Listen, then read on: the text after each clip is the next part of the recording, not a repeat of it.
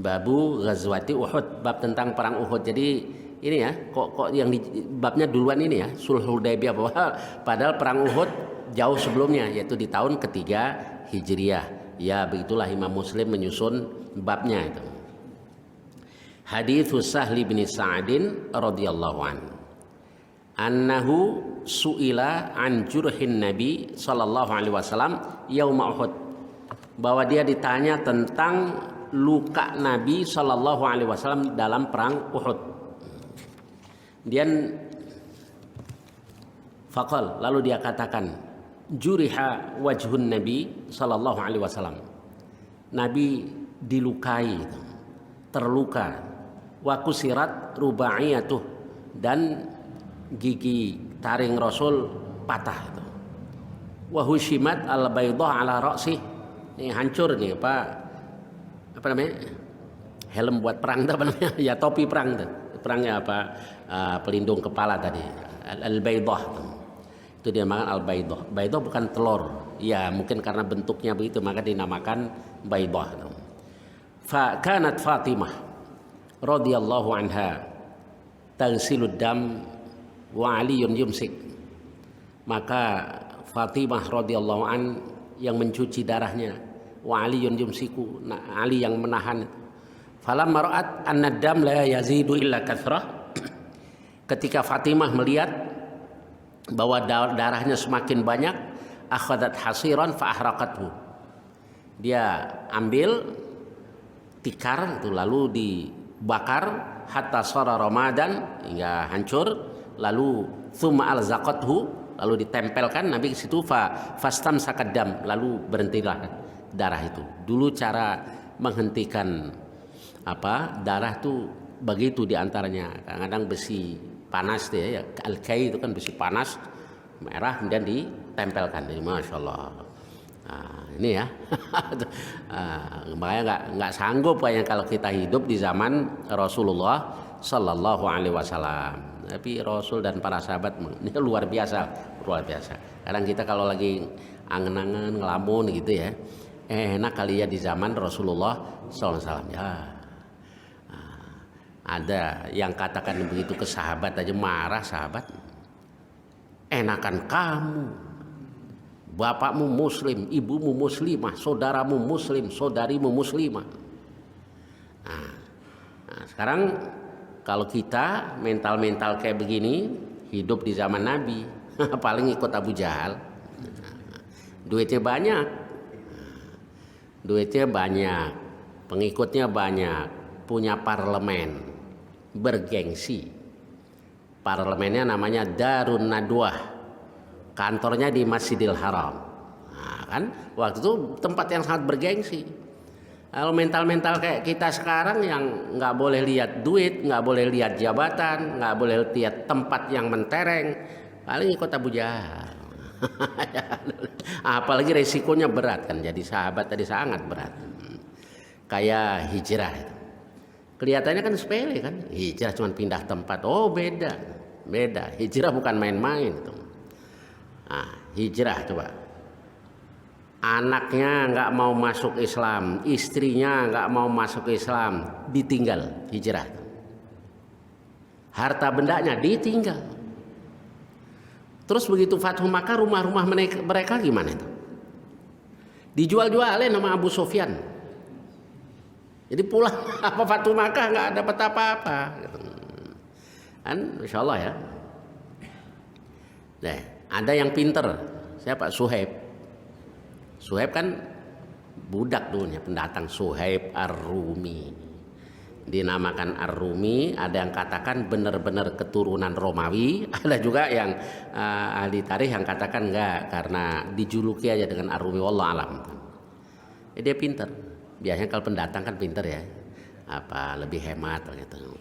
Sebelum hijrah tuh harta bendanya dijual-jualin, ditukar dengan emas perak, dikubur di beberapa tempat di Mekah. Maksudnya kalau nanti Fathu Makkah dia masih punyalah tabungan tadi. Nah, ternyata rencananya diketahui oleh orang-orang musyrik. Begitu hari hanya dia keluar dari Mekah, dicegat. Tapi berani dia. Innakum la ta'lamun anni armakum rajulan. Kamu tahu kan aku orang yang paling pandai memanah. Apa maksud kamu? Jitana so'alukan, dulu kamu datang miskin. Sekarang mau pergi begitu saja, mau apa? Tunjukkan dong di mana kamu simpan emas perakmu. Kalau saya tunjukkan, saya boleh hijrah, boleh. Ambil deh sini ya Allah. Boleh ngumpulin, boleh ini. Karena pengen buru-buru hijrah demi mentaati Allah dan Rasul, berangkat.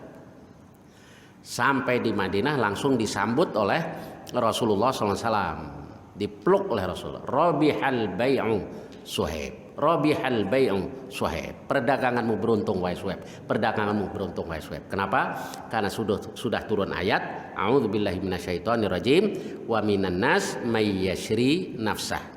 Di antara manusia ada yang jual atau korbankan dirinya karena mencari redha Allah. Nah, di antaranya adalah Suhaib Ar-Rumi. Nggak kuat kan kita hijrah model begitu? Nah, maka alhamdulillah kita hidup di akhir zaman ini, Allah masih memberikan iman, Allah masih memberikan Islam. Nah, cobaannya mungkin beda lah yang kita hadapi, jauh beda dengan yang dihadapi oleh para sahabat radhiyallahu anhu. Mereka jauh lebih berat. Pantesan ya hijrah amalan yang menghapus semua dosa. Kelihatannya cuma pindah tempat dihapus semua dosa. Ternyata tidak mudah untuk berhijrah. Apalagi dalam peperangan, perang Badar. Perang Badar kan perang saudara. Ali bin Abi Thalib di pihak Rasul.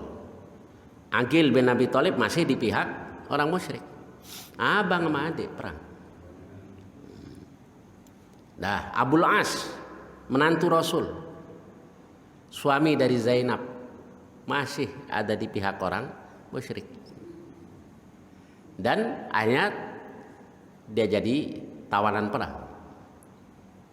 Nah, itu dia, begitu Rasulullah SAW mengumumkan supaya orang-orang Mekah menebus keluarga mereka yang jadi tawanan perang, tiba-tiba ada orang yang datang membawa tebusan. Dibuka sama Rasul. Sedih Rasul. Karena itu adalah kalung hadiah yang diberikan Khadijah kepada Zainab waktu menikah. Kemudian Nabi katakan, sudah, bawa pulang kalung ini. Tebusan untukmu supaya engkau serahkan istrimu kepadaku. Nah, ini ada juga ya orang yang pelintir kisah ini. Boleh muslimah punya suami musyrik. Nah, ini kalau membawakan cerita sepotong-sepotong ya, atau sengaja dipenggal-penggal, tujuannya udah nggak bener lah gitu. Tujuannya udah nggak bener.